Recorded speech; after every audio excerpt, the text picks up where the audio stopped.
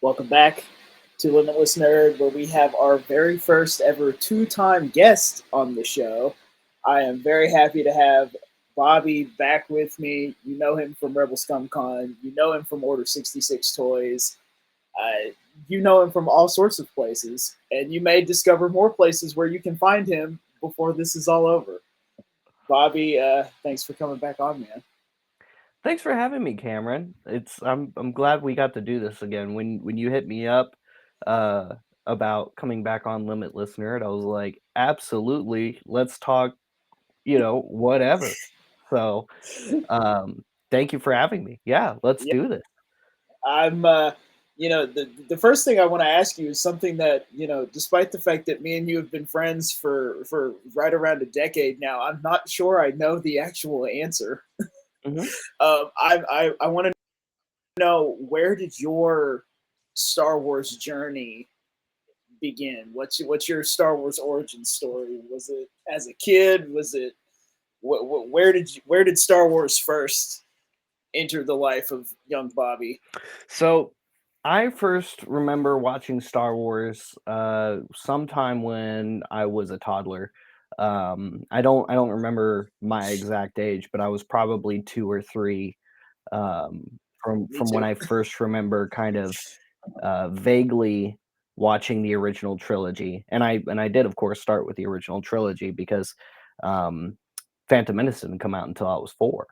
So uh, yeah, I remember watching the VHS widescreen box set on repeat a lot when I was a kid. It was one of my favorite things to watch because growing up we didn't really have cable or satellite had been becoming more of a thing around then. Um, but we didn't really have other channels. We mostly had a VHS player and a lot of tapes, a lot of Disney movies. Watched all the classics growing up. Um, Watched tons of just really cool science fiction that my dad had around at the time. Um, but Star Wars was like my favorite thing to go back to. So I remember watching the original trilogy and it always starting with that interview with "Hello, I'm Leonard Maltin," where Leonard Maltin was the interviewer at the time. It's actually this VHS that Is is it? hiding back there in the back. Yes. Yeah, and I had that same set.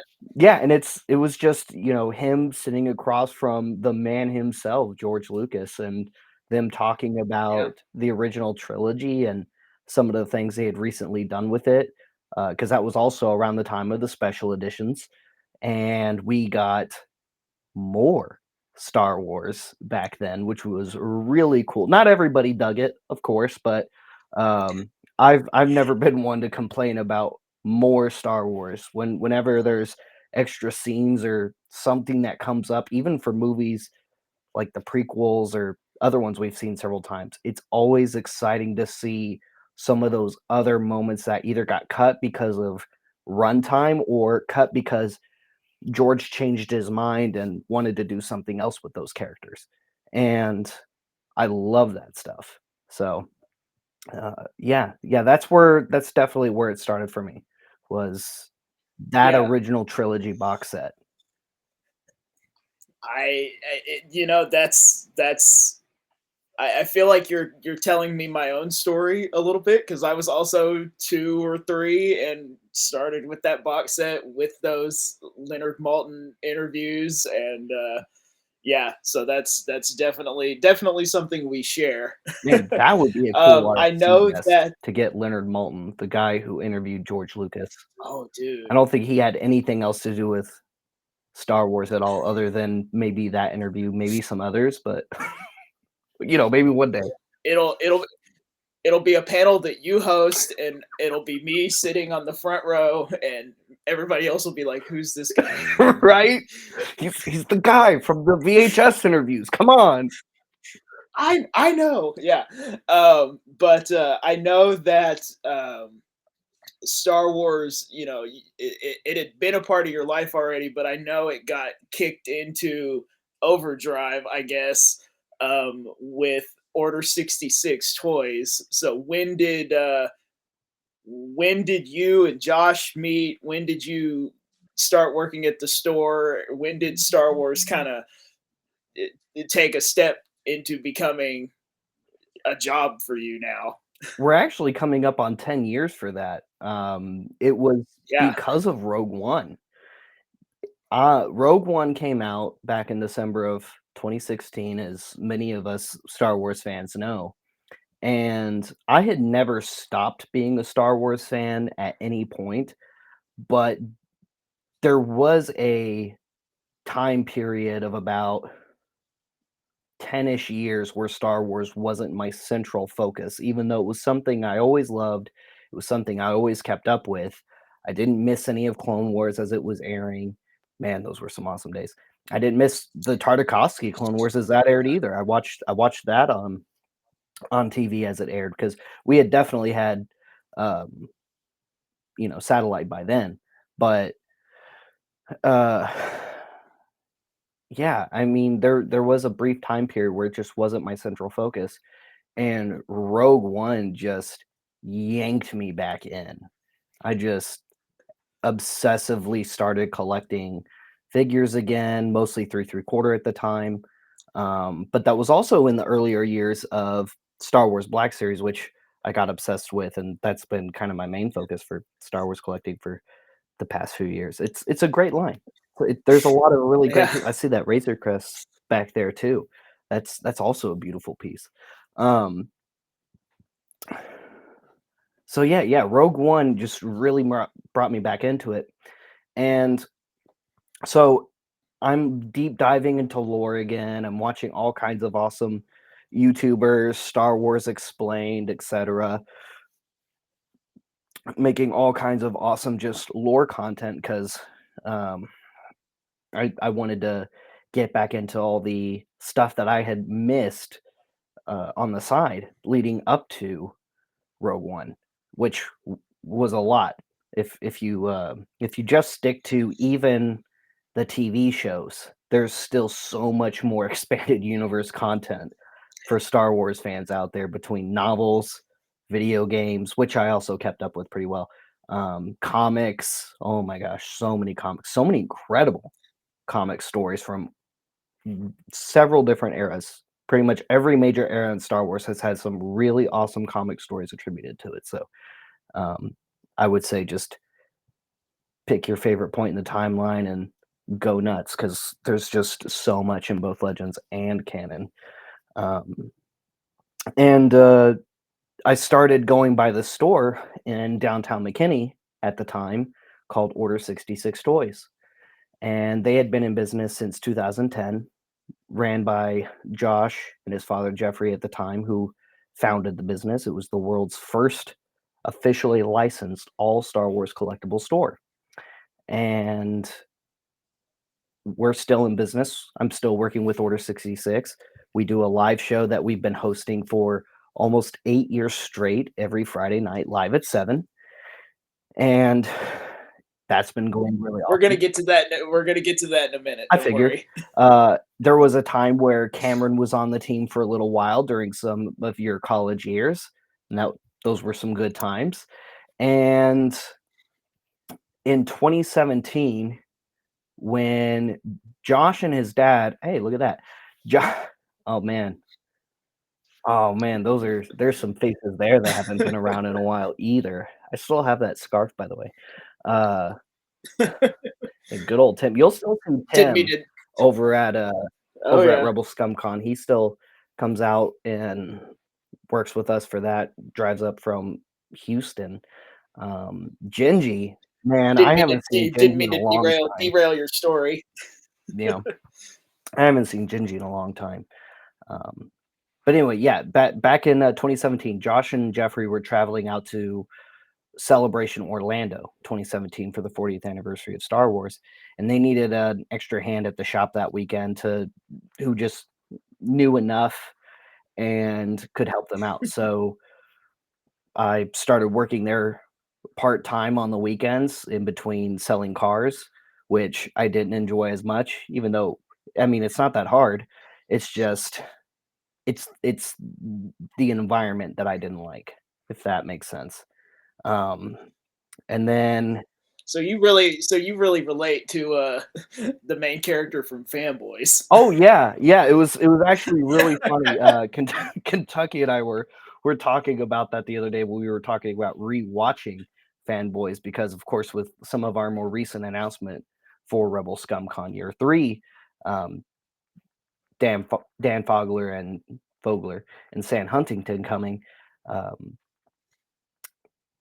I was really in the mood, of course, to rewatch it again, and then I had to immediately rewatch Phantom Menace because that's kind of one of the things that the whole The whole movie's about yeah. anyway. So, uh, yeah, after working that weekend, um, 2018, January of 2018, I started full time at Order 66 Toys. We launched what we call the Order 66 Toys live show, which didn't necessarily start Friday nights yet. It was just fan content, reviews, celebrity interviews. My first celebrity interview was in January with Dickie Beer, and I've spent lots of other awesome fan moments at various conventions and uh, other public events with Dickie. He's super wonderful. If you haven't gotten to meet him, he's one of the original Boba Fett's, and he's incredible. Uh, and I haven't really looked back since. Long story. So you know that's okay. That is okay. You know you know you start part time. You start as a retail employee basically. When did it kind of shift to you kind of talked about it a little bit, but when did it shift to the I mean, you are essentially a y'all are a content factory over there. I mean, y'all are creating content like crazy. And I mean, I remember at the beginning, you were doing Know Your Toy, you were doing Black Series wish list. I was in one of those very early Black Series wish lists Mhm. a long time ago. When did it you know, because you are essentially the host of all of the Order 66 content. So when did it kind of become, I'm a retail employee, but I can do all this other stuff? When did it go kind of split from just being retail and content to now almost exclusively content? So content retail to content was around that January when I was going full time because I had also just graduated or just finished and then graduated, had my ceremony later that year, um, getting a degree at Collin College for radio television. So I had already been looking at getting into entertainment at some capacity somehow. My initial goal was to get into voice acting, and I've done some things. I've done a local project with a buddy. I've worked on adventurous ideas with C. Andrew Nelson and Jerry Cornell, and a bunch of talented voice actors, some of which you've definitely heard of before, as well as a bunch of new up and comers like myself. And that's been a lot of fun too. Um, and as Josh and I, started bonding more in that kind of window as well, that's when we started kind of talking about me coming on more full time. And if I did, um, doing content was always part of the plan. So we started really quickly in that January. In fact, just going live whenever I think also started with Dickie. I think the first time I ever went live was with Dickie Beer inside what was then our Allen location for Order 66 Toys when we were in the villages. Uh, and then later that July, we started the Friday night live show where we showcase and sell Star Wars toys and collectibles all over the world. And that show we've been doing nearly 8 years now. We're about to celebrate our 400th Friday Night Live this March. actually coming up here pretty soon. So a lot of really cool milestones. We've been a part of a wonderful family called the CSWC on Facebook/Meta, or the Community of Star Wars Collectors. And eventually, that somehow put us on Philip Wise's radar, and he called us in for a meeting, myself and Josh, um, about taking over ownership for rebelscum.com, which has been operating since 1996. And we did. And that's when we really started turning up content, but also shifting for more production style content rather than just going live whenever. We still do that sometimes, just not as much as we used to, or might even like to. I do miss going live more often, like we used to, because it was a lot of fun to Yeah, it just was. pop up and, hey, here's our friends, and okay, we're just gonna chat about this today. And it's funny you mentioned Know Your Toy. I actually started doing those again on just on socials, um, and in posting them on TikTok, Instagram, and Meta Reels. So if you like to know your toys, every so often I do still do those. Um, Sometimes there's not a lot of toys to talk about because there are some characters in Star Wars who have maybe just one action figure, or maybe there's Cyril Karn, and we still don't have an action figure for him at all, even though that series is finished and he's one of the main characters of the show, which is weird. Yeah. So yeah,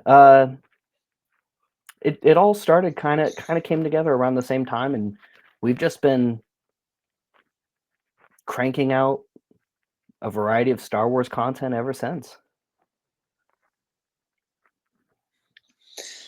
Let's let's talk about the Friday Night Live sale, Mhm. because having somebody being somebody that watched them on Facebook Live, and then just as a customer and friend kind of sat in the corner and watched, and then worked some. Mhm. I, I mean, that is I don't think people quite understand the process that whole, that is a beast of a Mhm. process behind the scenes, and y'all have been doing that every single week for almost 400 For episodes. almost 8 years You straight. Yeah, know, yeah, it's a lot. It's a huge process, and, yeah, like you said, you've gotten to be a part of that process for a little while, and now we've definitely streamlined it quite a bit more since we started it. There were times where the show ran from an hour, or sorry, an average of 4 hours to 6 hours. There was a couple of years where that was the average runtime. Um, for the past 3 or 4, we've had it consistently to be around 2 to 4. I think the main average is about 3, give or take a little bit, but, um we've definitely got better at making it a lot more consistent and a lot more pop in and out. Um, it used to be just sometimes it could be a little of a few items, or sometimes it was 600 unique lots. Now the averages are around 2 to 250 is what we try to keep it to weekly, and have been trying to keep it to weekly for the past 3, 4 years, and that seems to go pretty well. We do themes a lot. Sometimes it's all original trilogy action figures and collectibles. Sometimes it's all 3/4 scale. Sometimes it's all loose 3/4 scale, where we took the time to complete every individual figure, and we've we've had practically every action figure, Star Wars collectible you can think of multiple times over through our live show over the time we've been doing it, and just finding awesome homes for all kinds of really cool characters and vehicles and everything else to Star Wars fans everywhere, even corners of the world where some Star Wars fans haven't had as much access to some of the really cool figures that we're able to pick up whenever we want. It's been a lot of fun. Yeah, I remember. I remember some nights at the when we were working at the Allen location, we wouldn't leave the store some Friday nights till after midnight. Yeah, there were some Me, yeah. there I there remember there was also. some times I think where we got out at like 3 a.m. That happened at Yeah, least once or twice. yeah. I also remember a lot of days, sitting at the table with you, putting accessories with figures and bags, and just bags and bags and bags of just all kinds of, and that kind of, you have been dubbed by the live show audience as Bobbypedia, because you just know so much about Star Wars collectibles, and that's coming from somebody that thinks they know a lot and then watches the show and still almost 400 episodes later is still learning new things. Is that knowledge that you just picked up over time, or where did the Bobbypedia come from? It's definitely a bunch of just knowledge I've accumulated on the way. Um, like I said, I started back with Rogue One. I started obsessively getting back into collecting for myself, which to keep track of my own collection, I was just able to store it all. And as we've had so many pieces and looked at so many collections over the years, it's just a lot of repetition. So I get to see a lot of these characters, even if they're obscure, frequently enough. And sometimes it's just long enough in between those showings that when I do get to talk about them again, it's some for some of you, it's new information. Um, so it keeps things interesting. And it's also reinforcing it for me as well because I'm getting to say it out loud. And that's the other fun part of the show is just going over each character and talking about the lore behind some of those obscure characters that you don't see enough, or why Luke was wearing this particular outfit, or why his hand looked a certain way for this one figure but not this other figure that looks kind of similar, but that's just because, well, he was doing this thing in this scene. Like there's a vintage collection Luke where he's wearing his snowspeeder jumpsuit, but his hands are not gloved. And it's Dagobah landing Luke. It's one of the rarest 3/3 Luke variants you can get. And it's all because this one pilot Luke isn't wearing gloves on his hands. There's nothing else special about it. He just doesn't have gloves. Um, but it's fun to talk about those variants, and it's fun for the collectors who might have been looking for that Luke, or might have just been looking for a particular character for a particular diorama. Maybe they're just now getting back into collecting in general, and they don't have this character or that character just yet, but it's one of their favorites, so they want to get it. Or maybe they're trying to collect a specific movie or show roster that um, they want to complete, and that's always fun too. And sometimes you don't think that there's a certain background character, trooper, or alien that might have been released for a specific movie or show that you could also add to another, display or collection because Tusken Raiders also appeared in the Phantom Menace, so you can display all the Tuskens you want in that. Or we got a bunch more Tuskens in Book of Boba, so get that OT one and put it next to your Chieftain if you want. Those are your options. Yeah. I'm curious because and I absolutely say it that you guys have had probably almost every Star Wars collectible ever come through your possession at one point or another. It's probably not a figure, but it might be. I'm curious. What is the most unique Star Wars collectible that you've seen out there? It's Just something probably totally random. it's probably one of the foreign bootlegs, I would say, is probably amongst the most unique of Star Wars collectibles. Um, like the Uze Headman, for example, which is a Turkish knockoff of the Emperor's Royal Guard. So just imagine the original vintage toy. No cloth robes because they took them off for whatever reason. I think the body is like solid black, the helmet's gold, and he has like a shield and a sword for whatever reason. Um, it's stuff like that. The super obscure uh foreign pieces, sometimes bootleg, sometimes not. That one is in particular. But there's also like this one interesting vintage R2 D2 promo figure release where it came carded with some other droid robot looking thing that has nothing really to do with Star Wars and I don't think has ever appeared in a Star Wars thing ever. Um, but it was an official Star Wars license release back in the day. Um, there's of course the original vintage Vlix, which was a droids figure that infamously only got printed in one factory in Brazil that blew up or something. And so almost nobody in the world got a Vlix except for like I think 12 people. And that's like a 12 to $15,000 action figure. It's absolutely nuts. Um,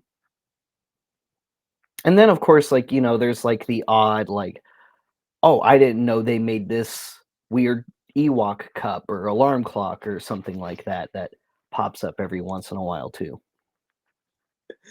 Uh, you were talking earlier about you and Josh taking over rebelscum.com. What is your Mhm. official title with .com?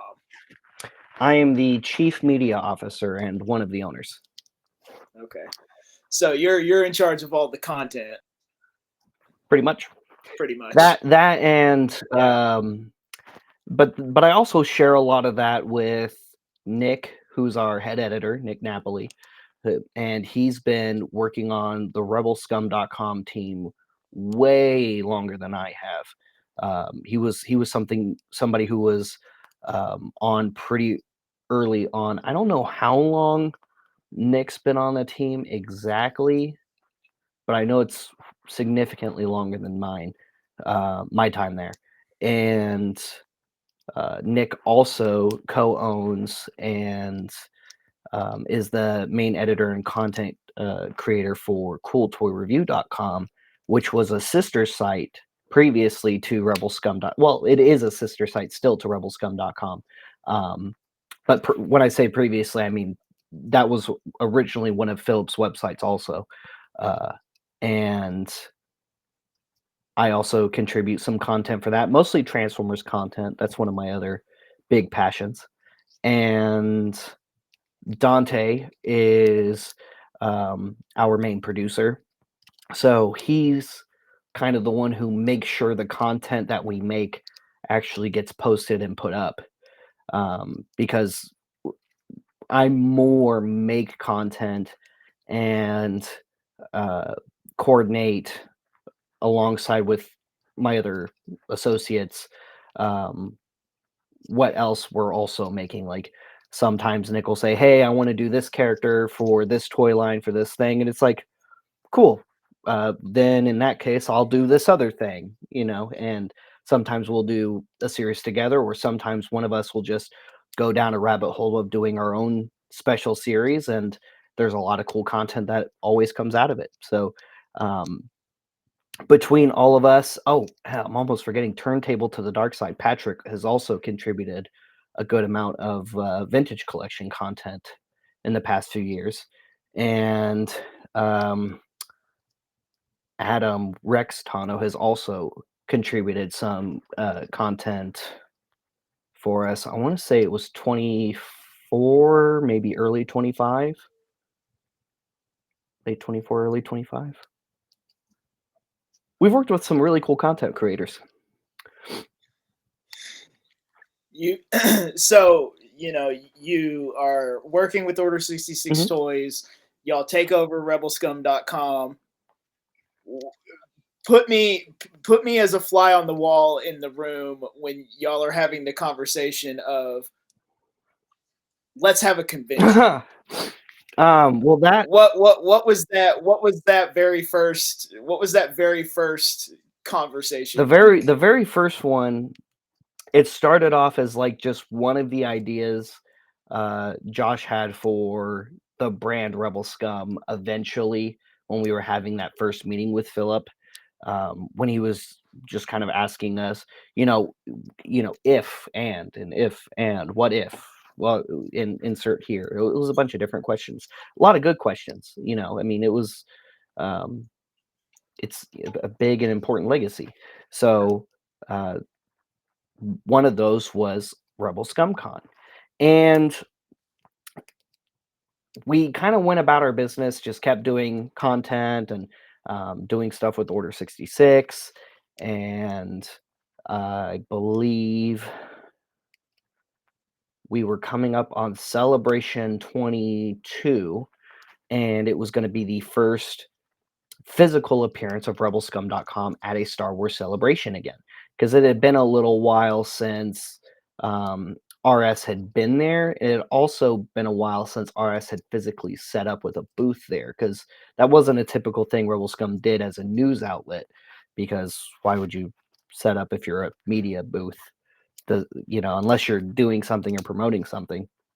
So as both Order 66 Toys, we were uniquely positioned to vend at not Rebel Scum Con, at Celebration Anaheim, and we did, and it was a lot of fun. Met some really incredible fans, as well as some really incredible um, Lucasfilm and uh, licensor people, and we also set up with some Rebel Scum merch for the website. So that's when we brought out the Supreme Leader shirt, one of the logo shirts, the Imperial and Rebel insignia half and half design that was really cool. You're wearing the Order Talking about this 60. one. You're wearing the Order 66 version that has the wings on it, and there was like one or two others. There were some really cool designs that we had that weekend, and so that was being at Celebration.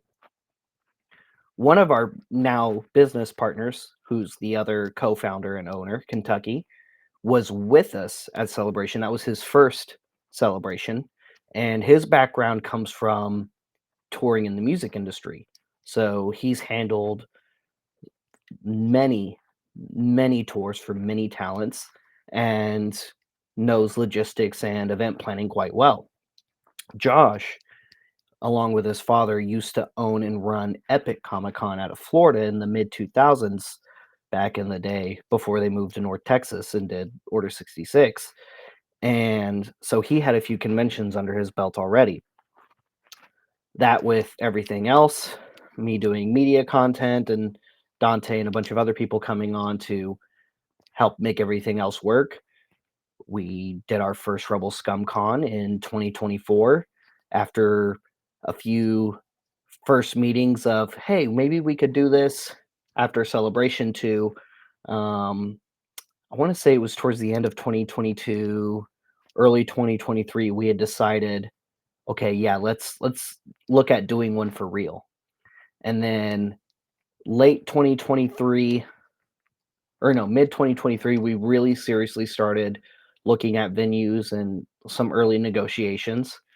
And now we're coming up on year 3 this next August. What you know,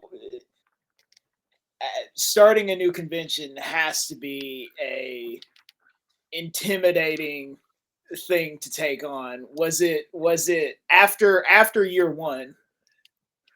Was it the kind of thing of, okay, this went well, we can take a breath now, or was it, let's put the pedal even more on the gas and just keep going insane, which I know the answer already because I was at year Yeah, two. But yeah.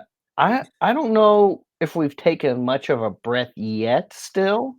Um, we're still just working on it and trying to make it the event we want it to be for not only you guys, but for ourselves as well. Because while we had an awesome event on year one, and there are just some incredible memories that'll stay with me forever, year one was far from perfect, and we didn't get everything right, and we knew we wouldn't. We worked with what we had, and we worked with a lot of really great people. Um, we did it again on year two, and it was just a little bit better. After year one, there were some more pockets of the community and more uh, talent saw what we were doing for what it was and took a chance on us, and we had an even better year two and had an absolute blast with a lot of incredible content with a lot of incredible content creators like yourself. And now we're doing a little bit more of that on year three, doing more of the events and activities compounding off of what we did on year two in an even bigger and more fun way, and leaning into the things that not only brought us a lot of enjoyment, but we know brought you guys a lot of enjoyment as well. And I wouldn't say as a whole it's gotten easier going from year one. I will say it's more exciting from year one. I will say it's there are aspects that are moving faster and smoother, knock on wood, um, from year one. But there's also still some barriers here and there. There's also some kids who don't quite want to play in our sandbox with us just yet, even though they've been more than invited, and that's okay. We'll get there eventually, maybe on year four or even year five. But we don't plan on going anywhere anytime soon. We just plan on continuing to do what we set out to do, and that was host a Star Wars fan event made by Star Wars fans to bring hopefully an incredible Star Wars fan experience filled with your favorite celebrities, all the Star Wars toys and collectibles you might want to find, and some fun events, activities, and maybe some new things that you didn't know were a side to the community that you're now going to get to be a part of. yeah, and I mean, I have to imagine, I don't work for Rebel Scum Con, you know, but having been at year one and year two, and having been friends with you guys for so long, I have to imagine, because I was feeling it as well, that there was a huge amount of pride at the end of year two to see the growth from year one to year two. Because that was incredible. I have to imagine there was quite a bit of celebration going on, but also kind of a, okay, now let's just keep on bigger and better. Was that kind of the feeling that was going around the room after year two was over? Yes, absolutely. We're we felt a lot of love and pride after the end of year one, and even more so on year two, because like I said, there were things on year one that we didn't quite get to do that we wanted to. There were some aspects, some pockets of the community that we didn't quite get to engage with that we really wanted at year one, that not only came out on year two, but had an amazing time. And that's led to some really wonderful upcoming events for us and you guys on year three.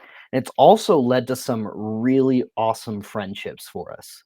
Uh, just on a personal level, it's led to some really incredible friendships, which was another honestly, one of the goals of doing this event was Yeah. connecting these different communities that have just been scattered all over the place together, and us be able to take the time to enjoy what's going on and make meaningful and lasting friendships at the same time. Yeah. I mean, I know we've talked about this before, but yeah, I mean, year two changed the game for me as far as just having Star Wars friends. And I know, I know we talked about that a little bit when you guys were on right after year two, but yeah, I mean that's the whole point, and that's what makes it so cool and makes me wish year three could be yesterday, today, and tomorrow all at the same time.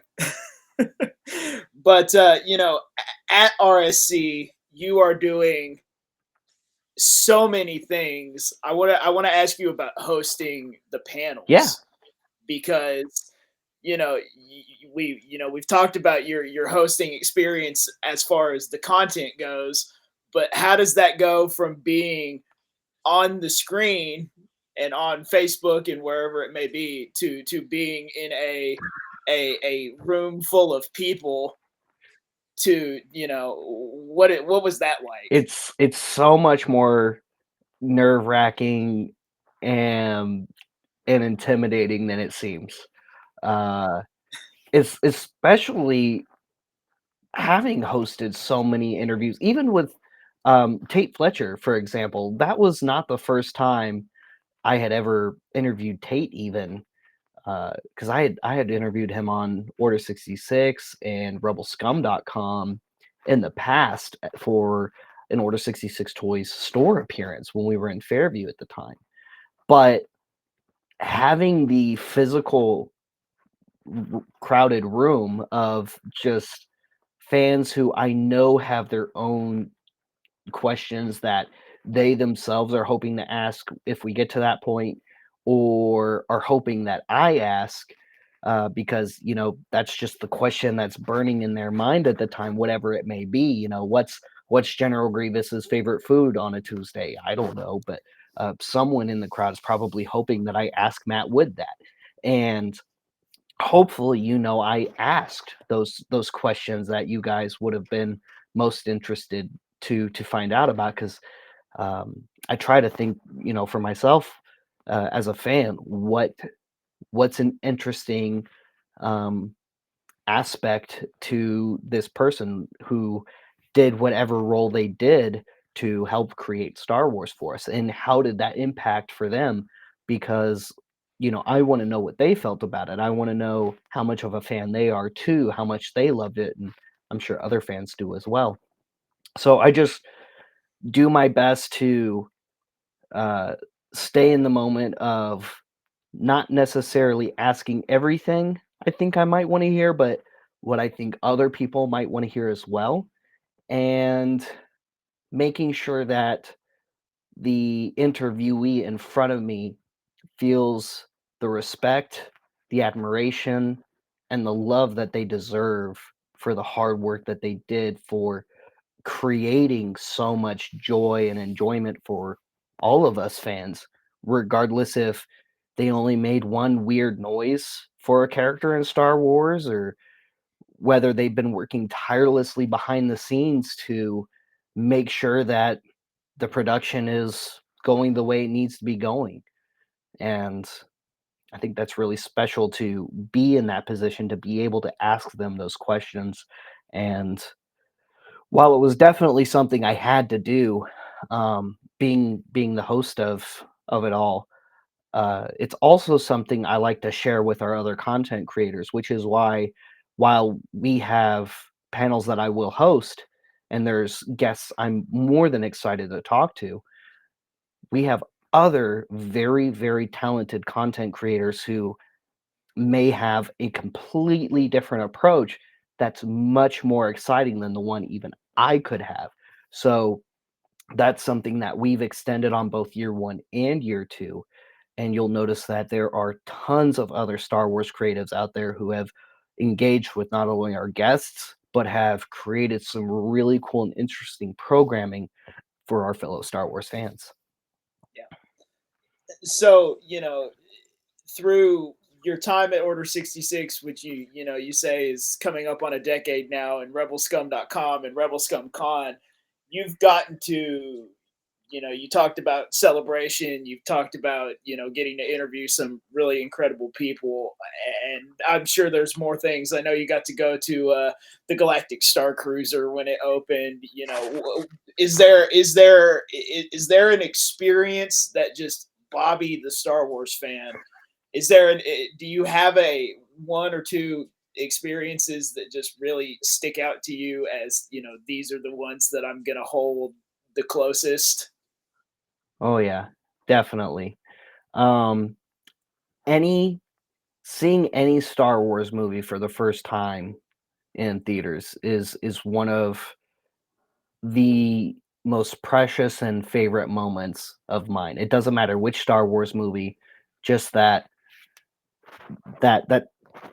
quiet, brief moment just before the crawl hits or main title screen, depending on if it's, a Star Wars story film or not. Um, it's kind of where that anxiety of, okay, what's about to happen? All the hype has been building up for what we're about to see, just kind of vanishes, and it's all new and uncharted territory. That's one of them. Um, let's see. Being at Star Wars Celebration is another one. It's everybody always says that it's hard to describe Star Wars Celebration. It's just kind of something you have to go to. It really is the biggest event, and it is just so overwhelmingly awesome, and just the sheer quantity of fans that are in one room, even amongst all of the discourse online, where some fans like some projects or strongly dislike other projects, it seems to kind of melt away when you're all just packed in there in front of that center stage with one of the Star Wars hosts and maybe Ewan McGregor or Pedro Pascal or some other really exciting Star Wars celebrities just up there sharing what they love, sharing the upcoming project and what they're excited about. That's definitely one of them. Um, Seeing everybody at Rebel Scum Con is another one. Definitely gotta say that, just to be on the other side of it now, having worked with my partners to make sure the event happens and make sure that it happens in a really good and fun way, to just see the excitement on all of your faces and to see you just geek out in front of that celebrity, or again picking up that special piece. Maybe it's a lightsaber or something. It can be anything that means the most to you, but getting to see you experience that joy is one of the greatest feelings in the world, truly. Yeah, I'm crossing my fingers that 2027 can be my first celebration, because everybody's like, I can't describe it to you. You just got to go. So It's hard to describe. I mean, yeah, it's something you really have to experience for yourself, because it's unlike any other convention I've ever attended. It's not even like SDCC, and SDCC is also huge and overwhelming in its own right. Um, it's honestly probably the most overwhelming convention I attend, as much as I do enjoy it. Um, SDCC is sometimes you are packed in there like sardines, barely barely moving through, and that's on the fast moving walkway. So Yeah, All right, I have some rapid fire sure. questions for you. Favorite Star Wars Revenge of movie? the Sith. Favorite show? Oh, Ahsoka. Perfect, love that. Favorite Star Wars character? Uh, ROGR. Well, that's my next question. Favorite B1 variant because you are the battle droid Yeah, guy. definitely R1 ROGR. If I had to pick like a regular, like non-specific character And one, it's the firefighter one from the I Clone have to Wars. just show this Hey! all your B If you ones. if you look closely in Matt Wood's Frocket there is a B1 that he selected from my collection. I allowed him to pick one of the customs that I had made since I'm doing basically every variant from official Lucasfilm sources in 6-inch scale. He selected OOM-10, who is the B1 battle droid that was under R2-D2's command during the Citadel arc in the Clone Wars when they were going to break out Even Peel and Captain Tarkin at the time from the Citadel prison. Yeah, the firefighter one is cool I though. love the that's firefighter that's a hard droids. one. They have one Yeah. appearance, one scene in Star Wars. That's it. Not even comic book appearances other than that. And that's on the Malevolence. We watch one of them fall over because the hose wasn't long enough, and the other one takes off on the hose because the pressure was too high. And that's it. We never see a firefighter battle droid again after that in Star Wars official Lucasfilm, other than maybe Uh, like a concept or art book or something. you yourself, while selling collectibles, you are also a collector. Do you have a favorite piece in your collection? A favorite Which I know singular is like piece, next. it's really That's like next to it's really impossible. tough to pick. I love oh, there it is. I love my life-size Roger a lot. I do have a life-size B1, and that's very special. Um, I would say my favorite Star Wars action figure is the Black Series B1 mold in general, because 6 inch is my favorite scale. And Hasbro did just such an amazing job on that figure. It's truly amazing. Um, that's probably the single action figure mold I own the most of in my entire collection for sure. I have close to 100 of that mold in particular. Yeah, I love I love seeing all your customs. But do you have a Star Wars hot take that you say on the internet that people don't seem to like? Ooh, yes, yes. Luke is a Mary Okay. Sue. Luke Skywalker is Oh, as much as people like to call Rey a Mary Sue, which she's not. Um, Luke Skywalker, especially in the context of Star Wars: A New Hope, is 100% a Mary Sue. In that movie, he started off as a sheltered farm boy whose piloting skills were equal to that of a bush plane pilot, at the time. He wasn't a adept in starfighter or space travel, even though he was eager to pilot the Falcon with Han, and somehow competent enough to not only fly in one of the most, if not the most important space battle between the Galactic Empire and the Rebel Alliance, where veteran pilots were getting shot out of the sky left and right, but also somehow managed to make the special shot to destroy the entire station. Of course, he used the Force to do it, but it was all talent, no skill. Is my point. And also, previous to going home to his aunt and uncle being charred up, he was about to join the Empire. He was just arguing with his uncle about how he wanted to go to the Imperial Academy and only joined the Rebel Alliance because it was convenient. Granted, he still has a heart of gold. I'm not saying Luke Skywalker is a bad guy. I'm not saying he had bad intentions. All I'm saying is he happened into his role in the Rebel Alliance. He didn't actively seek it out, nor did he necessarily have the skill to fill said role, but somehow did anyway.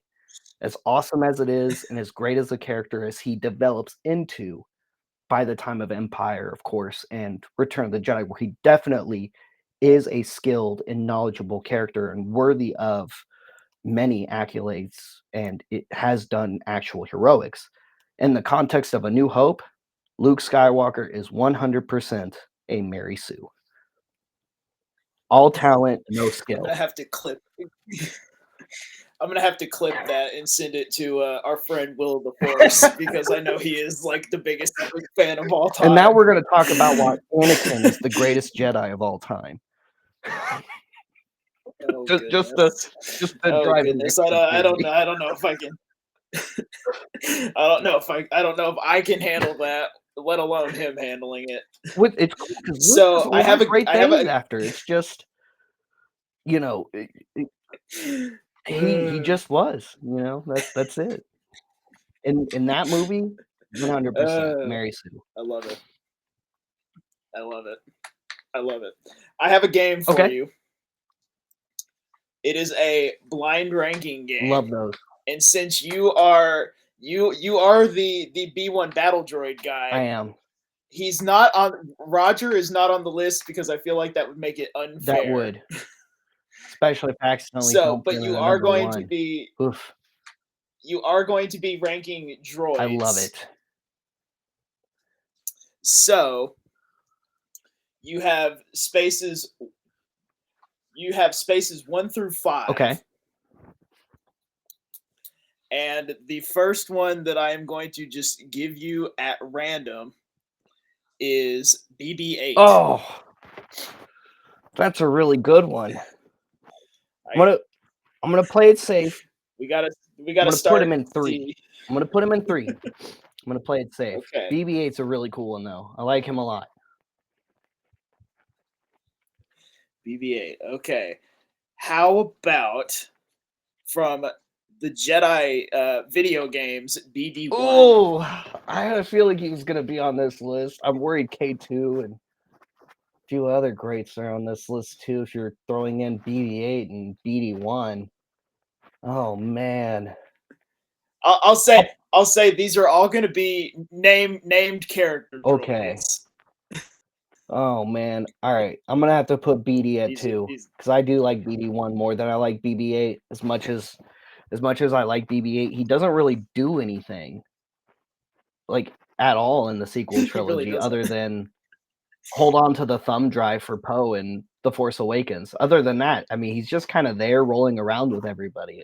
Unlike R2, who's opening doors and stuff and sawing through nets and taking out Imperials to save C-3PO in a comic book and then taking on an entire Star Destroyer by himself. R2 did a lot. BB-8 just, I love him. He just didn't do much. How about Hu Yang? You talking about the Ahsoka series? Hu Yang is so great. See, now I wish I didn't put BB in 3. It's the joys of blind ranking, my friend. Oh. I'm gonna put Hu Yang at 4 just in case Proxy's on this list. I didn't even think about Proxy, to be totally honest with you. Oh, dang it. Okay, well, I guess that means he's probably not on the list then. I'll give you I'll give you Queso. Oh, I assume goes because all you have left is 1 and 5. Yep. Oh gosh, who's in 5 now? Because they're automatically in 5. Whoever it is, who's the last one? The last one is Toto 360. Oh, I'm fine with that. Yeah, I'm cool with that. Okay. I mean, I'd rather have him and like if I had to like rank it truly, it would it would still be K2 and 1, then Hu Yang and 2, then BD 1 and 3, then Toto, and then BB-8. Mostly because, I mean, Toto is uh, Cad Bane's luckless droid, unfortunately. But I also love that he's played by Seth Green, Yeah. who's another just huge Star Wars fan. The he's contributed a lot of laughs to a lot of Star Wars fans. If you Oh haven't yeah. seen the Robot Chicken Star Wars content, Oh that's yeah. Seth Green. There you go.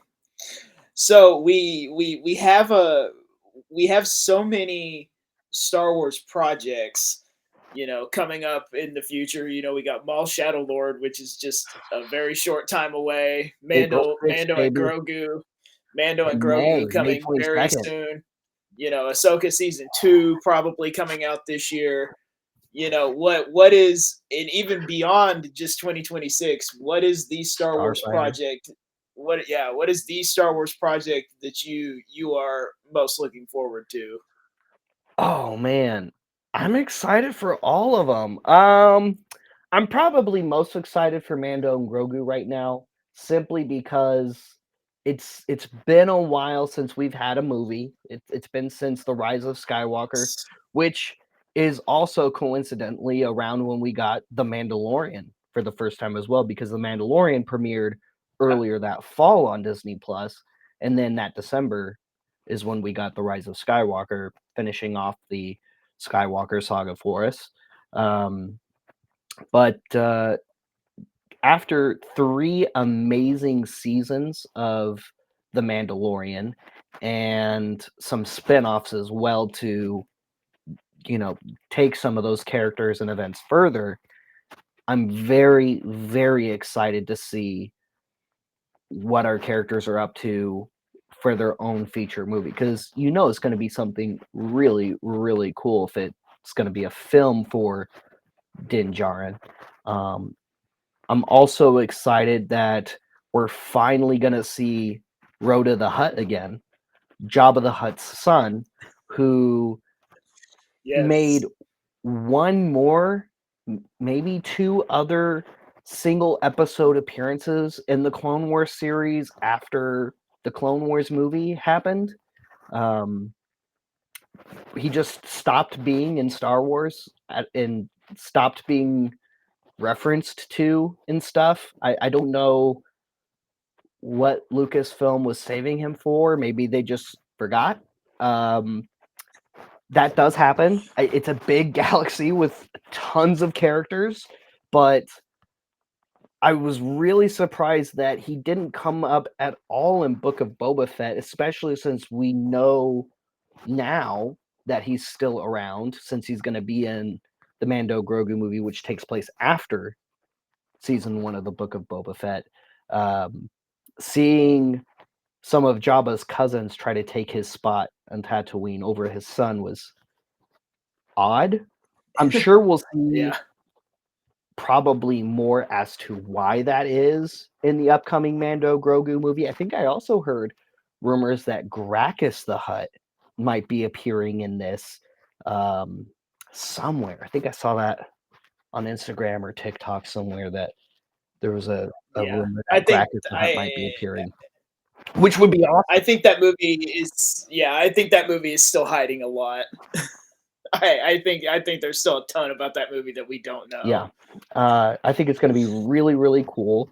On the droid side of things, there's a quick snippet in the trailer where the Razor Crest is diving into some clouds, and some silhouettes that look kind of like vulture droids are chasing it. Mhm. I don't know if they're actually going to be Mhm. vulture droids or not, or if they're going to be a similar Horchal style starfighter, because um, I don't think the Horchal got genocided like the Genosians did. Um, and we also see some similar vulture style like droid fighters in season 2 of Resistance under the employ of another Hut. So maybe it's part of that Maybe. lineage. I don't know. Um, yeah, there's definitely some exciting stuff coming up for Mando and Grogu movie. Um, Yeah. Season 2 of Ahsoka, because Ahsoka season 1 did many incredible things. Bringing back Anakin was one of those things. The Anakin parts of Ahsoka season 1 are just some of the greatest, most recent Star Wars moments, at least for me as a Star Wars fan. So seeing him again was great, especially now that we got his character full circle. Now he's back to being Anakin. Now he's in a mentorship role again, which is really cool. Ahsoka is learning from, the redeemed character. It's like when we got Jedi Knight Revan in the KOTOR era, and then the Old Republic era as well. It's really cool to see Anakin in this position. Maul Shadow Lord, just because another awesome Star Wars series. We're finally getting a perspective for a character that we've been missing as a fandom. I mean, the chunk in between Maul escaping at the end of season 7 of Clone Wars and still clearly being in charge of the Shadow Collective, which oversees several crime syndicates, including Crimson Dawn and the Pike Syndicate and Black Sun and Death Watch. And then for him to somehow lose it all by the time we see him in season 2 of Star Wars Rebels. What is that, like 13, 15 years later, somewhere around there? Yeah, something like that. That's a big time gap for him to be big crime boss to washed up Sith Lord who doesn't even consider himself really a Sith anymore. At least that's what he's telling Ezra. So, I'm very excited to get Maul Shadow Lord. I'm excited for all of it. Yeah. Being excited for all of it is really the only correct answer. Yeah, I'm not. I'm But I'm not the guy who's going to complain about more Star Wars. I'll yeah, complain about less Star Wars for sure. I don't miss yeah, the days where we had years in between Star Wars projects. I don't miss that at all. no, And getting one to sometimes multiple new Star Wars projects a year has been absolutely incredible. And even though she has just retired from her role as president, I can't thank Kathleen Kennedy and those who have been working with her enough for maintaining Star Wars for as long as they have, and for making sure that we had a steady flow of really cool and exciting content, many awesome characters. yeah. This question that I'm about to ask you is always one of my favorite ones because I always get a very interesting answer. This used Okay. to start with Kathleen Kennedy, but now it's not Kathleen anymore. It's Dave Filoni. So I got to reword my question. And But Lin Brennan. in a hypothetical universe, if Dave Filoni and Brennan came to you and said, Bobby, we need something new for Star Wars. You can come up with a movie, show, casting choice, comic, video game, theme park attraction, anything that you want in the world of Star Wars. Whatever you say in the next 30 seconds, we're going to make it. Saying no isn't an option. What are you making happen in the world of Star Wars The if you KOTOR were series. given unlimited power? Definitely want a KOTOR series. Is it live action? Is it animated? What are we doing? Break it down. That's a tough question. I don't know. That I don't know. And the reason I don't know if I would want it live action or animated is because I feel like it would be really good either way. I feel like it would be really great both animated and live action. Obviously, if it's animated, there's a little bit less limitation with the stories they can tell and the level of action they can probably do. However, budgets have changed. The Mandalorian and the series that have followed it in live action have proven time and time again that there is definitely a good space for live action Star Wars as a series. And as awesome as the era of KOTOR is aesthetically, and even the way they were able to downgrade technology and society, so to speak, for the slightly earlier era of the Acolyte, even I thought was really well done. So seeing a KOTOR series in live action, I think would probably be peak, like more optimal than animation, but only marginally. Only because I know more Star Wars fans prefer live action over animation. Um, so more to the effect of keeping as many Star Wars fans engaged and interested as possible. I would probably lean towards live action, but definitely a series set in the Knights of the Old Republic era versus a movie series or a trilogy. A, like I would want like a 5 to 6 season series for KOTOR for sure. And then hopefully that would just move into the Old Republic era and we just take care of those too. Because the Old There you go. Republic is filled with lots of awesome stories, even with Darth Revan and um, some of our classic KOTOR characters, but there's lots of others like Malgus and Vitiate and many incredible Jedi and bounty hunters and everything else in between that has had some pretty significant spotlights shown on it in the Old Republic video game, which is a shame because I actually haven't gotten to play it at all, even though I know a decent amount about it, because I'm not a PC guy. And Yeah. so I just need them to, I'm once again asking them to release it on console. Because I've been playing MMOs on console for years now, so it's not like they wouldn't be able to run on an Xbox Series X or a PS5, is all I'm saying.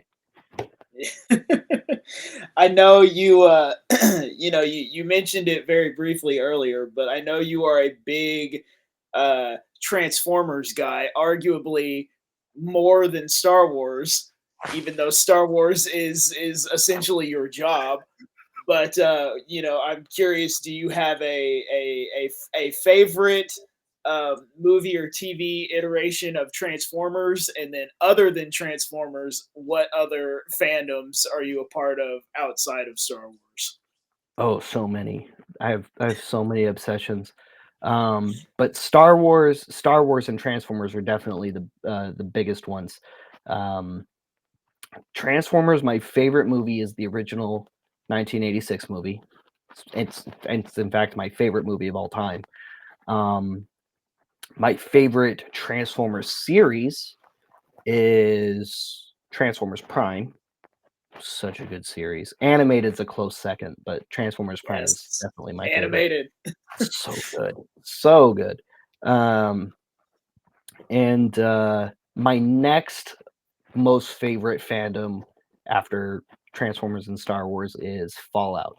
I am big into Fallout. I've been playing the Fallout games for over a decade myself. Um, Starting with Fallout 3 was my first one, but I've been playing them for so long. I was actually playing Fallout 76 earlier today.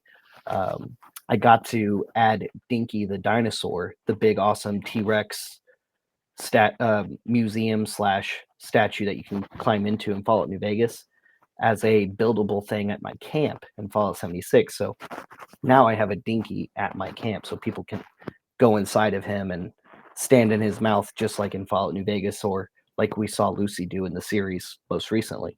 Um, I'm very excited for the finale. Oh my gosh. Cannot wait. That's soon. Um, so yeah, love Fallout a lot.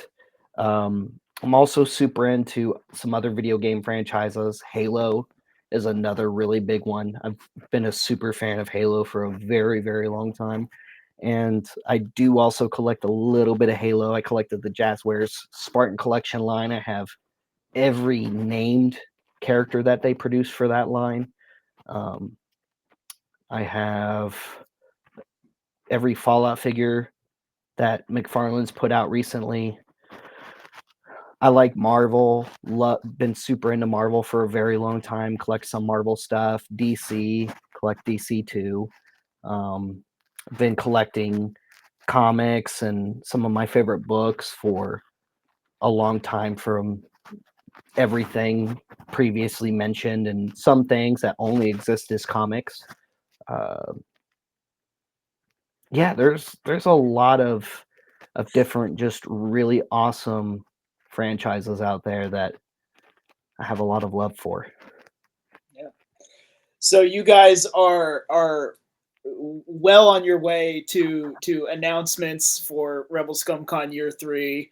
There's already so many I'm very excited for.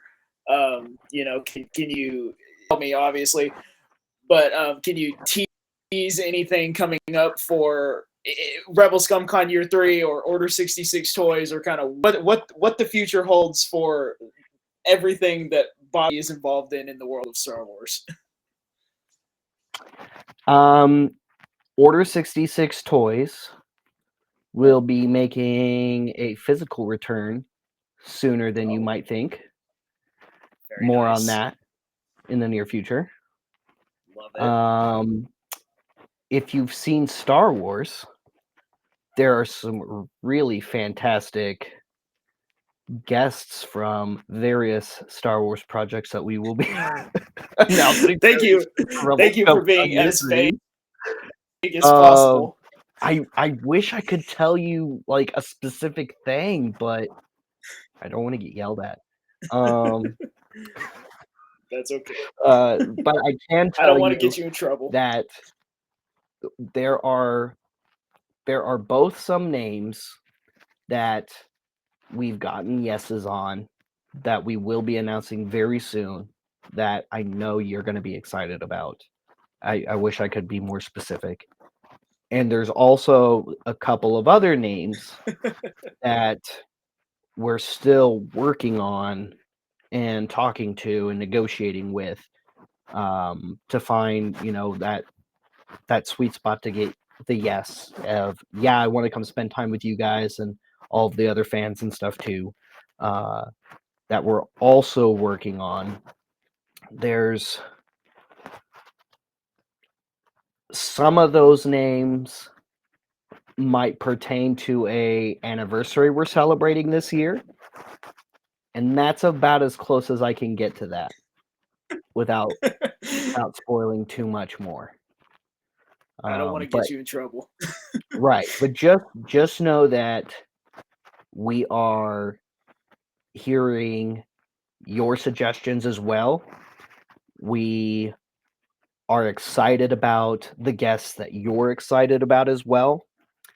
And even if we don't see that particular name on year 3, doesn't mean it won't be a name we might not see on year 4 or year 5, because I promise you we're already working on year 4's roster as well. Very nice. I can't get you in trouble on my show. My invitation to RSC will get revoked if I get you in trouble on my show. You don't have to worry about that. That won't be in question. So long as But so long as you continue to be as awesome as you are, and I mean, just keep doing the awesome things you do. That's it. Just be a nice guy. You like Star Wars. That's never going to change, I assure you.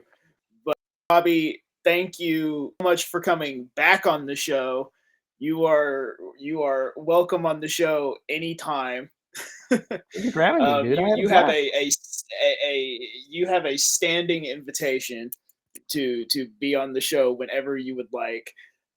Everybody, if you don't already, go follow Bobby on all of his socials that are going to be linked under this video. wherever you are watching it, go to rebelscum.com or rebelscum.com, Yep. Rebel Scum Conventions with an With an S. S. Yep. And Order 66 Toys, catch the live sale on Facebook every Friday, or I guess it's called Meta now. But Facebook/Meta is Facebook. what I like to say. Because most people still just call it Facebook. Those guys are still trying to make But Meta catch on. Order It hasn't happened 66. yet. Yeah, it's the same thing with Twitter and X. Right. It's like, look, if you want to make a new social media, just make a new social media. But we've already been calling this other one Don't what we've been rename calling it one. for decades. Yeah, we're not all about to change that habit. Yeah. But follow Bobby, follow Rebel Scum Con, go to rebelscum.com, follow Order 66 Toys. Bobby's involved in too much. I can't ever keep it all straight. Bobby, It's a lot. thank you so much for coming on. Thank you for having me. And until next time, may the force be with all of you. You want to say it? You rebel scum.